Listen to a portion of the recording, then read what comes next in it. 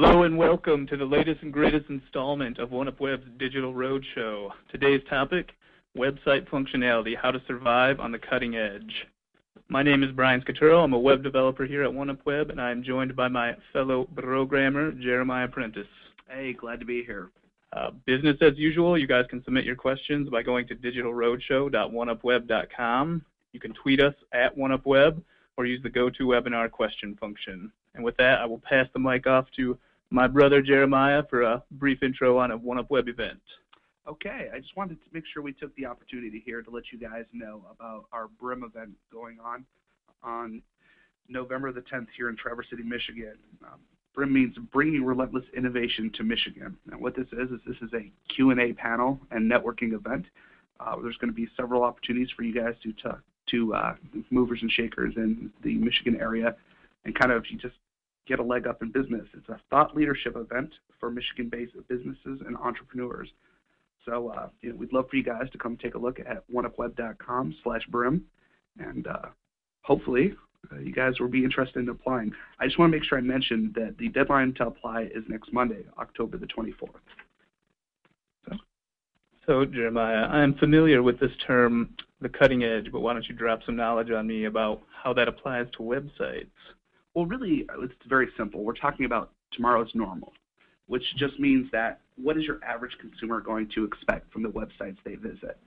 And it's not, nothing fancy, but the web is a ubiquitous technology, and more non-tech savvy people are getting online these days. Mm-hmm. They don't know the difference between, layouts optimized for web and layouts optimized for mobile.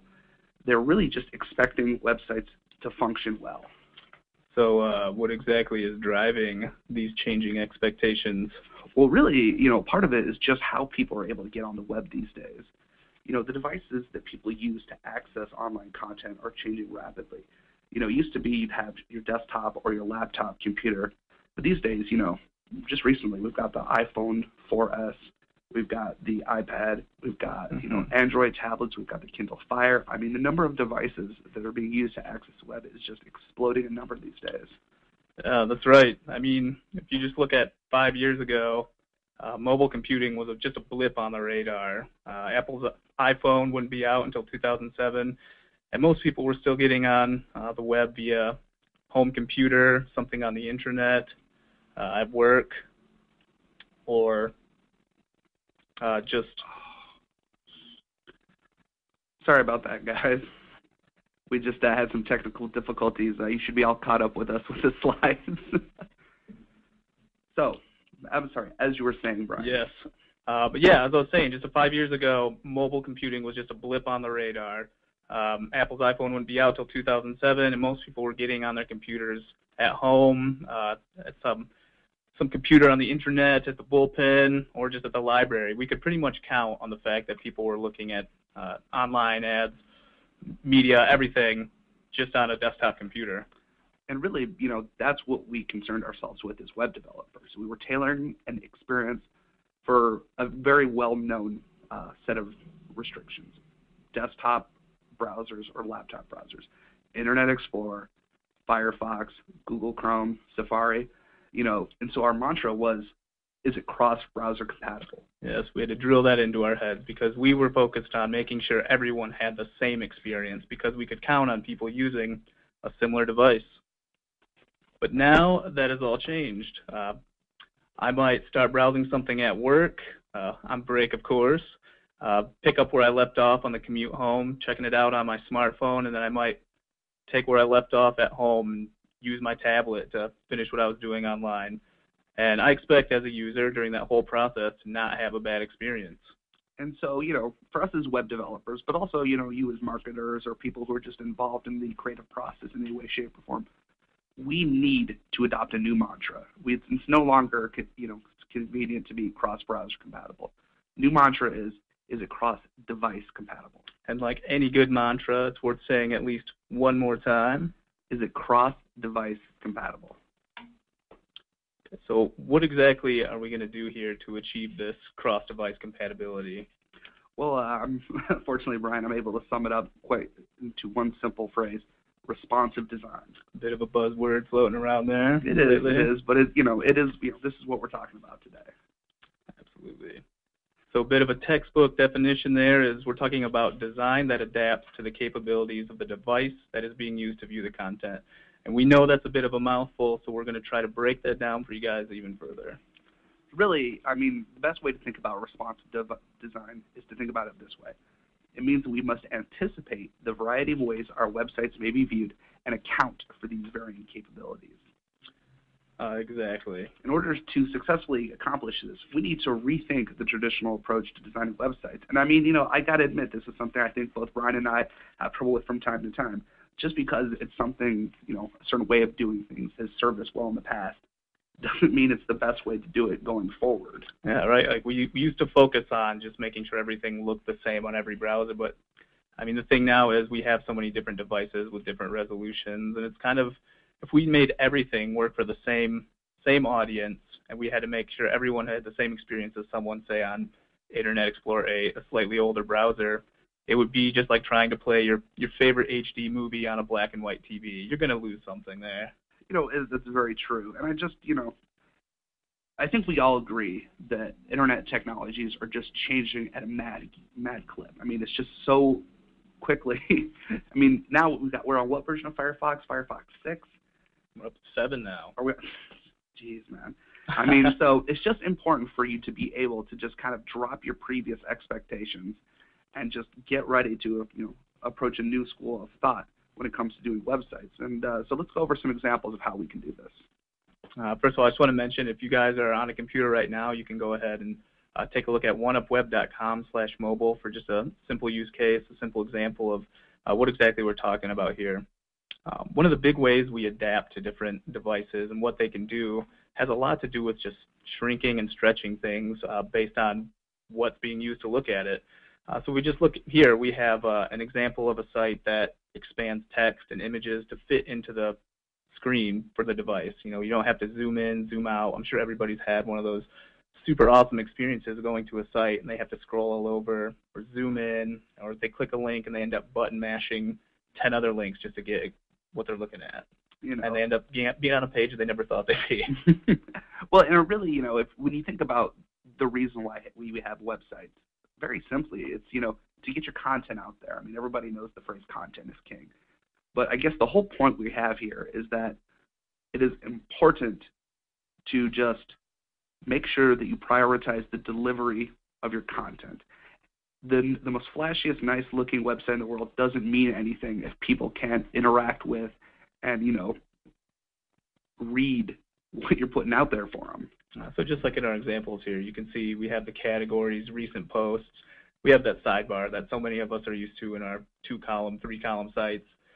So the thing we do is as we shrink down our resolution, we're making sure we get rid of the less relevant content and just present our best foot, put our best foot forward in every case. So you can see as we move down to that middle picture, we have a typical iPad scenario. We're going down to the third one, typical iPhone. No zooming required, no scrolling around to get the content. It's important to make sure that whatever device you're on, the first thing you see is exactly what you want your users to see. And let's kind of like bring that forward. I mean, because, some of you might have video content that you're putting out there on the web. And, one way that you can make sure that your content is being, accessed by the largest number of users possible is by embedding videos in multiple formats to ensure that a device that supports video can view them. And what I mean in this instance is everybody's familiar with the fact that Apple devices can't play Flash. You can't play Flash on an iPhone. You can't play it on an iPad. But these people still have an expectation of being able to access content. I mean, they can watch videos on YouTube. I mean, the YouTube can do it. Your average user isn't going to be savvy enough, or even if they are savvy enough to understand that they can't play Flash, they have an expectation of being able to access that content. Exactly, and if you have like Flash banner ads, slideshows, movies that depend on Flash, it might be worth just taking a look at some non-Flash solutions of that, just so we can make sure your iPod, your iPhone, your iPad, all those devices are getting the same experience that anyone else would be getting. I mean, even advertising, that's a good example. Any of you out there who are in display advertising, the standard is basically Flash-based advertisements. But just make sure that if you create, say, a Flash animated GIF backup, that you take some time to make sure that, your message is still coming through when it plays to an animated GIF instead of a flash ad. I mean, even if that's only 12% of the audience being exposed to your ad, it's important that they still are able to see something. Yeah, and just when we talk about making sure you're taking advantage of the capabilities of a device, let's not forget that a lot of people are now looking at our sites on phones. There are simple things we can do that doesn't affect how it looks on a desktop or how it works on a desktop. A big thing, and it's simple, is just to make click-to-call links. You know, rather than just having someone copy and paste a link, email it to themselves, or write it down, you give them the ability to make that call right then and there when they're viewing your site.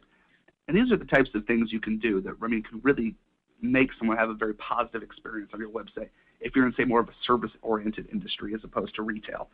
You know, if you've got, you know, say you're a lawyer and you want somebody to be able to easily contact you in case they get in trouble, you can actually make clickable V-card links so that as soon as they click that, your contact information is added right to their phone. So should they ever need your services, they've already got it in the phone that they carry with them everywhere. Making things easy for people is only going to lead to conversions. Yeah, I mean, really, that's what it comes down to. People expect good experiences on websites. Nobody is expecting to put up with something subpar just because they access it on a mobile device.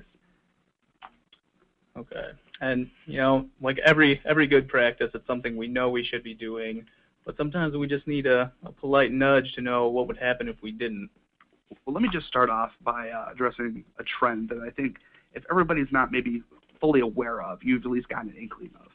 The web audience is becoming increasingly fragmented, and that just means that whereas before, you know, Internet Explorer was a massive percentage of the browser market, and then trailing behind Firefox and Opera and Safari, now it's Firefox, Internet Explorer, mobile Android browsers, the iPhone browsers, Kindle's browser. I mean, there's just so many different ways to access that content.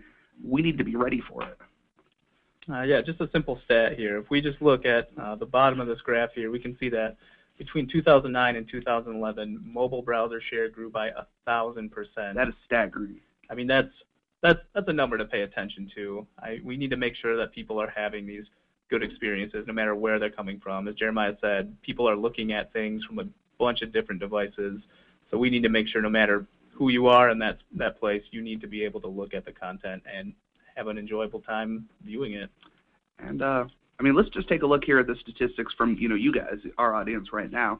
On digitalroadshow.oneupweb.com, we usually have a poll, and I thought the results of this month's poll were pretty interesting and relevant to what we're talking about today. Our question was, what browser do you primarily use to browse the internet? And I was surprised. About 39% of you answered Firefox. But I think the more interesting details occur as we drill down a little deeper.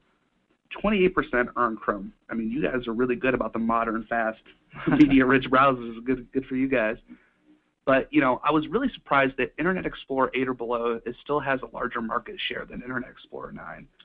Right. I guess that can kind of be attributed to corporate, IT environments where it may be necessary for you to be on Internet Explorer 8 because it's been approved by IT. Absolutely. But then as we drill down even further, as many people use mobile browsers or smartphone browsers as their primary way of browsing the internet as use Safari, which is native to Apple's operating system, but you can also have it on PCs as well. And then we also just want to give kudos to whoever checked off Opera as their browser. Always the smallest piece of the pie. So Opera is a great browser, though. So we're proud of you. Give a shout out to whoever you are. So let's carry on then.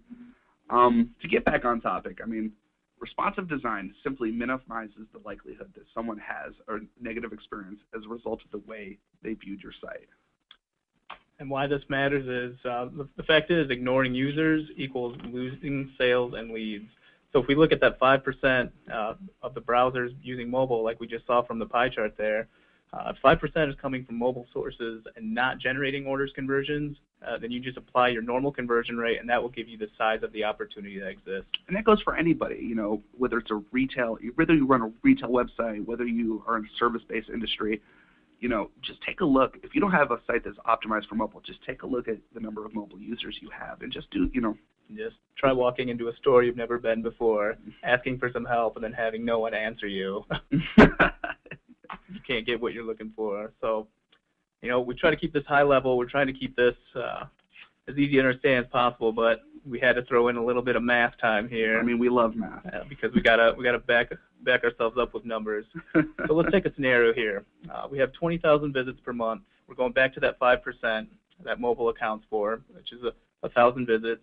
We have a conversion rate of 3% that yields 30 orders per month. We have an average order value of $35. So just using those numbers, we can see the amount of cash that's left on the table per month, which would be $1,000, about $1,000, and about $12,600 a year. I mean, business is a number game. Those figures aren't insignificant. But when we kind of extrapolate that data even further, it just becomes, I mean, look, the mobile percentage of your traffic has been increasing over time. Between 2009 and 2010, purchasing from a mobile device quadrupled. I mean, it's 8%. You know, 8% of mobile users say that they purchase online now. So if this year that was over $12,000 you were leaving on the table, you could be leaving over $50,000 next year. I mean, that's somebody's salary right there. That is not chump change. Yeah, and if that weren't bad enough with losing money, you're gonna have some longer term implications here. Mainly, we're talking about repeat business. If someone manages to just straggle through your site and get what they were looking for, but it took them forever, or they couldn't navigate easily, they're not going to have a good experience, and chances are they're not going to come back. They're not going to tell anybody else about it. So you just kind of have this ripple effect if you start ignoring people just because of the device they're using. And I guess, on this subject, I like to use an analogy to like traditional brick and mortar stores. Imagine going to a store where the aisles are so narrow you have trouble getting around. Things are placed out of reach, so as try as you might, you can't even get a product off the shelf. Are you going to come back in a few weeks to see if it's better? Absolutely not. You're going to leave, go to their competitors down the street, and since they're able to accommodate you, you're going to have a positive experience and just do your shopping there from now on. I mean, absolutely. The percentages are growing, but a bad experience turns off a customer forever. And that is a long time, Jeremiah. It is a long time, Brian. All right, so now that we understand the stakes, let's agree on two basic principles for your future websites. All right, so what's the first one, Ryan? The first one is to prioritize a fast and good user experience over consistency. All right, let's break this down a little bit. All we're saying is that the website doesn't need to look exactly the same in all browsers. Exactly. We can't keep tailoring that HD experience to black and white TVs. We got to make sure we're taking advantage of what's available depending on what they're using. I like the TV analogy in this instance too, because somebody who has like a standard definition television still doesn't get upset when they don't get to see widescreen HD content. You're used to the letterbox bars, but you're still getting the picture. You're still watching the show. You just have your expectations are different based on how you're accessing content. It's the same way with browsers. Absolutely. Number two, customize the experience to the unique capabilities of each device and browser. And this is another really good point. And we just want to make sure we communicate that the website does need to function well in all browsers. And once again, some people get a little hung up on the visual aspect. They want to have things a certain way. But if you have to make a choice between presenting your content front and center and providing a good user experience versus maybe not having rounded corners on some buttons, or not having your social box on the right-hand column like you like it, prioritize that functionality before the visual. Exactly. And just looking back at that graph, we see by far the biggest pieces of the pie were modern browsers and, of course, Opera. But that is also capable of handling the same thing as those bigger pieces of the pie. You don't want to tailor things to an inferior experience because you can see that most people are using modern browsers and are able to take advantage of some of those slick effects you can get in with newer technology, though. And when somebody gets like an iPad or an iPod for Christmas, they really expect to have, when they take it out for a trial run on the web, they expect to be able to flick things and, kind of navigate the websites in a very organic way. By, forcing them to use the same type of navigation they have in the past, we're not wowing them. And, in marketing, and advertising, we got to wow them. We've got to do our best to make sure people are having a positive and good experience. Absolutely. So how do you make sure your website is adhering to these principles?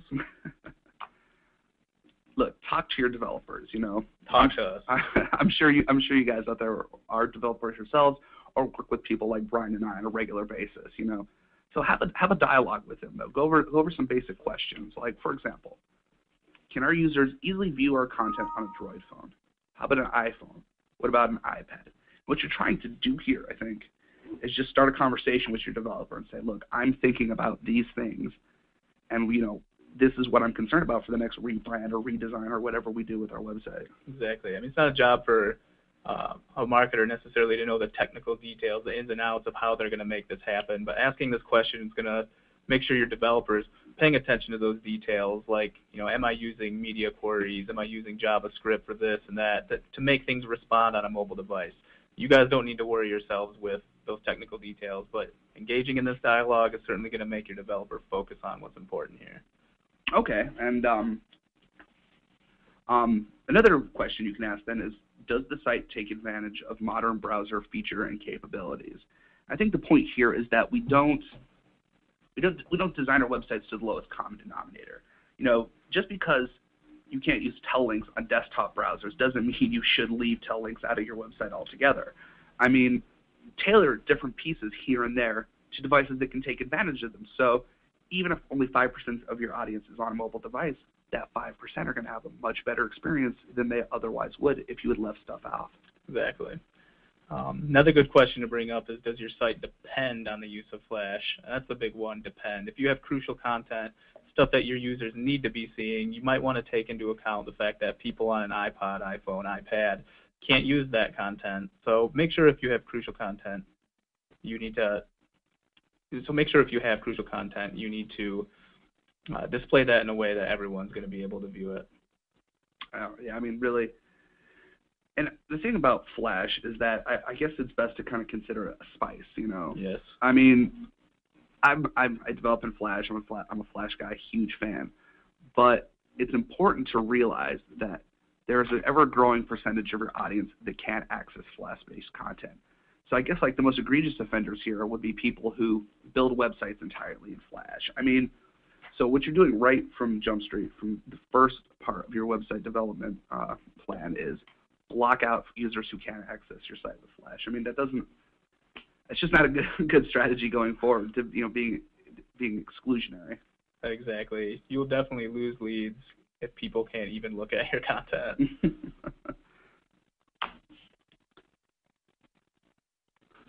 Okay, so I guess our next point is, we're focusing on some of this newer technology, making sure, things look good the best they can in every device that's being used to view it. But we still have to focus on some of those browsers that are a little outdated by today's standards.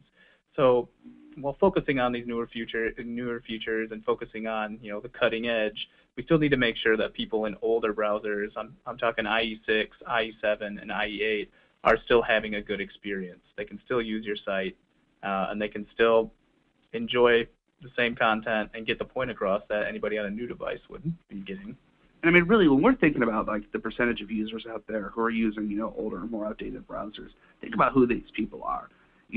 They're either people in corporate environments who have no control over the, how they're accessing the internet, or they're like the less tech savvy of us. They're the grandmas and grandpas who just don't have the know-how to actually go out there and upgrade their browser so they can have a super polished experience.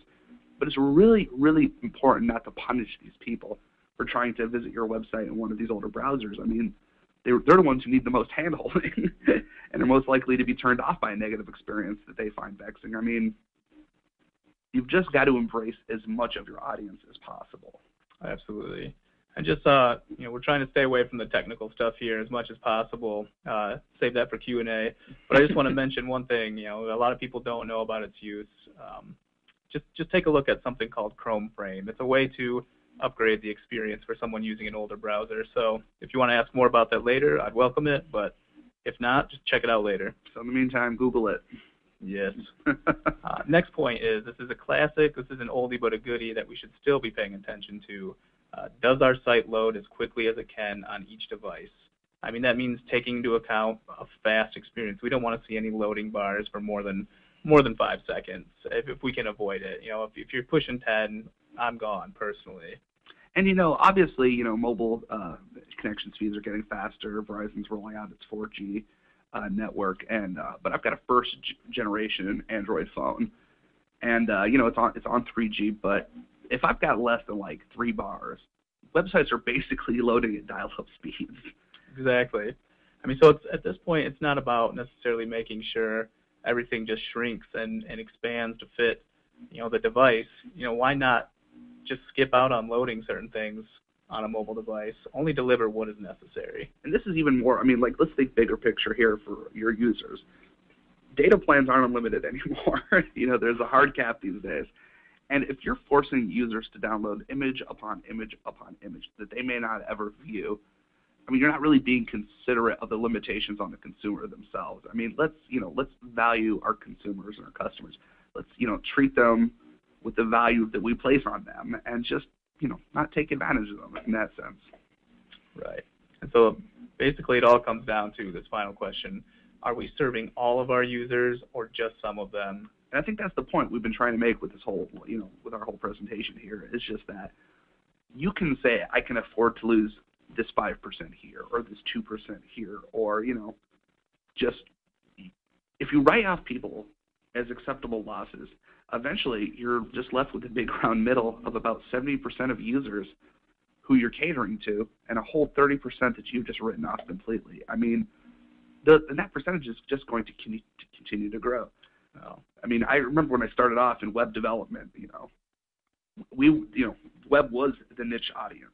Mm-hmm. It was print was first, web was second. That's upside down. It's on its head now.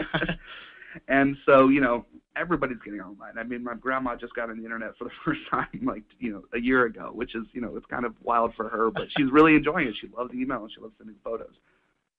If my grandma's getting on the internet, I mean, lots of people are going to be getting online who may have never even considered getting on the web at one point before. Exactly. All right, so I guess that brings us to the end of our questions here. So we're going to turn it over to you guys for questions, do a little Q&A here. So yeah, we'll open up to questions now. And just remember, you can ask us questions at digitalroadshow.oneupweb.com. You can tweet to us at Oneupweb. Or, we've got the go-to webinar question functionality. So let's go ahead and get started here.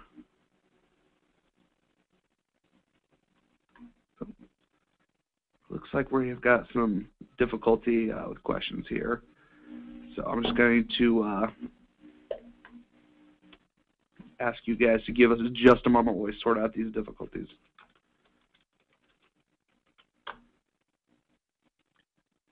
Okay, so we've got a question here. It's a little technical, so we'll keep it short and to the point. But somebody wanted to know, do we still rely on HTML or XHTML or XML? That's a good question. For a really long time, we relied on XHTML, usually with a strict doc type. But now with more modern technologies, we are switching to HTML5 more and more, and there are ways you can make this work in older browsers that wouldn't typically support it, but HTML5 supports a large feature set that is going to include that mobile audience, specifically HTML5 video and audio. You can get those media to people without relying on Flash, so it's absolutely something that needs to start being adopted right now. There's, what you can do if you're looking, to move to HTML5 is, have you or your developer look into like the HTML5 boilerplate, which is just a way for people to, your developers can build to the HTML5. Well, it's not even a codified spec yet, but but it can build towards HTML5 and still not leave out those older users whose browsers don't support HTML5. Absolutely. So we got another question here. Okay. We have a question here. Do you recommend a specific grid system? I was looking at 978, Skeleton, etc. Very good question. Skeleton really does put a big focus on mobile development, responsive design. But the thing to remember here is there's no specific grid framework that's going to do all the work for you. Skeleton would be a good starting point, but even using something similar like 960, which is a pretty tried and true standard by this point, you can do things with 960 via CSS media queries, Respond.js to make sure that thing is fitting in not only in those mobile devices, but also you're giving an enjoyable experience to IE 7, 8, whatever it may be.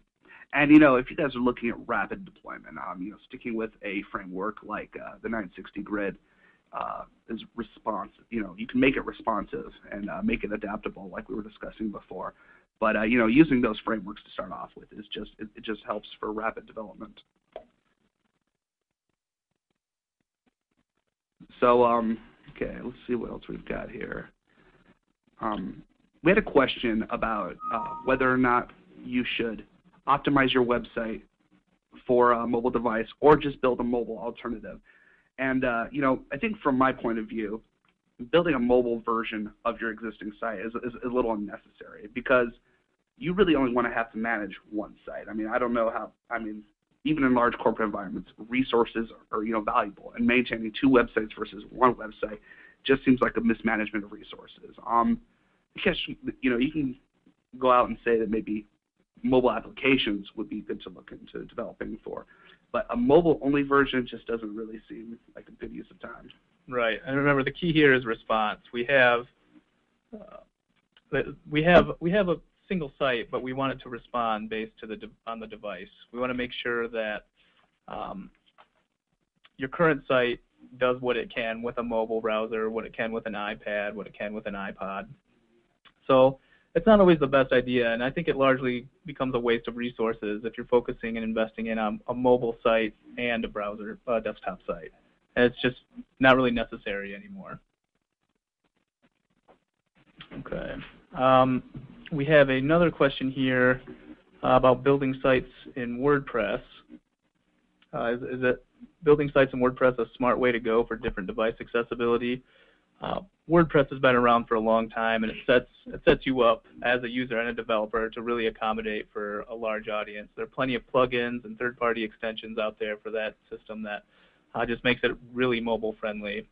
I'm a huge fan of WordPress myself, and not just maybe from being able to put the content out there however you want, but just for usage for your more your less tech-savvy web user. We work with Drupal and Joomla to a lesser extent, but we've just found that for non-tech users, WordPress is just incredibly easy for people to just kind of get in and start working with. I mean, if you can work with a basic webmail client like Gmail or Hotmail or something like that, you can handle WordPress very easily. Absolutely. Okay, so there was another question we had, which was, with the fluid design, you see us getting rid of our sidebars or just pushing them to the bottom of the content. But what if social is you want to push social more than just your content? Well, it's just important to mention that with fluid layouts, you can prioritize your content however you want. Just because in our example, we're pushing sidebar content to the footer, in the same way, you can prioritize your social, interactive elements to the top, and then present your content, and then present your additional information. You're not just married to one certain method of layout with fluid layouts. You can still prioritize however is most relevant to your business.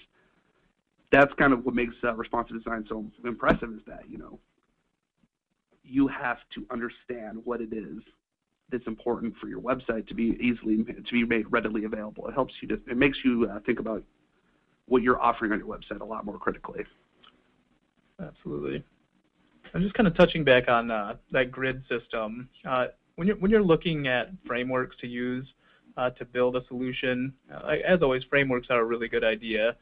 And like we said, Skeleton is a great responsive start. But some things to remember, especially when you're diving into using frameworks that depend on HTML5 or newer technologies, you have a little bit more of an involved process when it comes to making sure those sites work on older browsers, your IE 6, 7, 8. You're going to rely on things like Respond.js or other polyfills to make sure your site is looking usable and it's not breaking all over the place for your IE 6, 7, 8 audience. I just want to take a minute to what's a polyfill? Oh, we try to get not too technical. Yeah, a polyfill is basically something that fills in the gaps in an older browser. IE 6, IE 7, IE 8, they don't understand HTML5, but using something like Respond.js, which is a polyfill, fills those gaps and makes sure you can use those technologies in older browsers. Okay. Now, just to let you guys know, if you do have any questions, we'd really appreciate it if you let us know by using the GoToMeeting question functionality or tweet to us. So if you got them, let's hear them. There was one other thing I just wanted to kind of touch on. We mentioned it very briefly. was about, you know, the money being left on the table by ignoring mobile users. And I just, you know, for us, whenever we build a website, you know, we're kind of looking long term, like 3 years down the road, how is this website going to hold up? And if you're going to, you know, spend money on developing a website, or spending your time to develop a website, or spending money to have someone develop your website for you, you really have to anticipate the trends that are existing now and what they're going to be like in the future.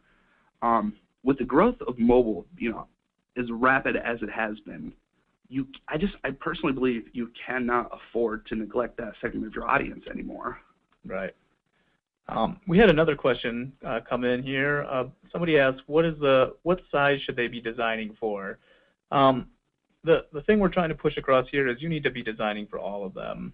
They're, you know, like we've already talked about, 960 is a good base for width there of your layout, but you know, we have so many different devices. If we just look at an iPhone 3G, 3GS, we have 320 pixels by 480, you know, and you can switch that around for the orientation. iPhone 4, we're looking at 640 by 960, and an iPad is 768 by 1024. So one of the big things we've been trying to drill here, just to drive home, is the fact that there are so many different resolutions out there, so many different devices, that we want to make sure things are responding to what that device can do. We don't really want to get ourselves fixed, but you know, for a desktop experience, something like 960 has been a standard because it looks good in a lot of desktop environments. We have another question here, and that is, how important is it to have your business phone number clickable for mobile users? I would say it's fairly important, but it's just kind of, that was one example of just kind of a whole approach to content on your website, and that is, just because maybe 5% of your users can use that click-to-call functionality, it's really important for you to just make sure you provide a good experience for those users. I mean, say, you know, that's 5% this year. In 3 years, it might be 15%. Just make sure that you're, you know, getting, I mean, it's your website, it's your phone number, it's your business card. You know, it's valuable to you to get that content in the user's hands, or to facilitate that phone call, you know, that first initial contact from a user who's found you through your SEO efforts and landed on your homepage. Don't squander the fact that they're on your website. Take advantage of that. I just noticed a quick question here. Is there a simulator for various screen sizes? And I'll put this out there for 1 second. There's a great tool called Resize My Browser. If you just want to Google it or go to resizemybrowser.com, you should be able to see that. And it does some common resolutions for things like your iPhone, your iPad, your Nexus, netbooks, all that good stuff. Okay. So, we just had a fantastic question. I was hoping we could touch on this a little more since you brought it up. But someone asks, can you encourage your visitors to upgrade their browsers? If so, how? Well, yeah, we touched on that briefly in the presentation when we're talking about Chrome Frame. Essentially, this is just, you can use a JavaScript to basically prompt to someone using an old browser, hey, do you want to install Chrome Frame? And this is essentially an add-on for these older browsers that enables the capabilities we've been talking about. You know, and that's all a point of opinion. You know, some people don't like the idea of prompting a user to download or install something else, but just a friendly nudge in the right direction doesn't hurt, especially if you want to encourage your users to have a better experience. And I just, you know, getting back to the point I said before about, you know, the people who are maybe using outdated browsers, you know, they require a little handholding, and they may not be very tech savvy. So for them to have a simple prompt to say, yes, I would like a better experience, and then for them to actually see it occur, I mean, that's just, you know, you're not blocking them from visiting your website if they choose not to upgrade. You're just providing them a hand up in case they want to. Just offering them a better experience. Right. All right, we have another good question here. What content sacrifices can be expected when considering site optimization for cross-device functionality? Oh, that is a mouthful. Run that by us one more time. What content sacrifices can be expected when considering site optimization for cross-device functionality? So basically, do we have to consider getting rid of something, or are there things that we can do to make it fit better in a mobile screen? And again, I would just encourage you to go take a quick look at that oneupweb.com/mobile. You'll see with the sidebar, we don't get rid of it. We're not nixing things from the site. We're just pushing it to a place of lower importance. You know, though, that actually brings to mind, though, you know, a movement out there in web development that I actually think is very relevant. And that's called designing for mobile first. And what this approach basically means is that instead of building a website and then optimizing it for mobile, worry about your mobile experience first. There's a concept in website development called progressive enhancement, and that means as more features become available, you layer on, but the core experience is the same across all devices. So consider building for mobile first. I'm pretty sure you can tailor all your content for mobile device, and then using responsive design, just continue to add on features and functionality that are not core to the user experience, but are just nice to have. But you're not sacrificing anything, because from the very beginning, you tailored your content to the widest possible audience. Absolutely. Okay, so let's see here. Do you have recommendations for things to avoid when making your site cross-device compatible? We already mentioned Flash as one of those things. Flash is not really something that you always want to get rid of completely. We understand it's incredibly usable. It offers a good experience in a lot of different scenarios, but that is one area you want to try to limit if you have an alternative available, because iPad, iPhone, iPod, basically every Apple device has a huge share of the market. So that's one thing to... Another really good example, and I see a lot of websites doing it, is using things like JavaScript for navigation. And while that may work very well with your traditional mouse pointer, a lot more people are using fingertip or devices that rely on pointing and sweeping and dragging to interact with a website. And so the hover state doesn't exist like it used to. I mean, right. If the finger is touching the glass of the device, I mean, that's a click. And so whereas your navigation might be the most simple, natural thing in the world to you, but to a mobile user, they just can't get to where they want to go. Right, and that's another thing to account for. When you have a mobile device, you open up the possibilities for JavaScript become a lot greater with your orientation events and your click events. And I mean, keep in mind, on a mobile device, people are using their fingers, so you have a little bit more to consider there when it comes to handling user events. And if you do have a film strip that requires a user to click left or right to kind of move around, consider just adding an additional functionality, like we were talking about with the tel links, where somebody on a mobile device can just click and swipe to move that film strip around. Mm-hmm. Consider the multiple avenues of the opportunity that exists to you with the different types of devices that are going to access your website. Make it work great on your desktop browser, but also make it work great on your mobile device. All right. I have a question here. I know a lot of websites who simply shrink their website to fit on smartphones. Would you suggest doing this rather than other options? Well, I guess it depends on what is meant by shrink page, because what we want to avoid is the zoomed out look. Oh, I hate that. If it's the same page, but it's just zoomed out on a smartphone, I would consider that a less usable experience. You got to zoom around, you got to slide around, you got to, do whatever you can to look at a specific piece of that page. So a big part of the CSS media queries we use on oneupweb.com/mobile is to really do a lot of shrinking, in the sense that we scale images down, we make sure the font stays the same scale so it's easily viewed. It's not about shrinking the site with zoom out or anything like that. It's more about making sure it looks good on a mobile device by just using the resolution that's available on the device. I mean, I don't know. Those of you with mobile devices, I think you know what I'm talking about here. I cannot stand the hunt and peck of clicking a tiny link.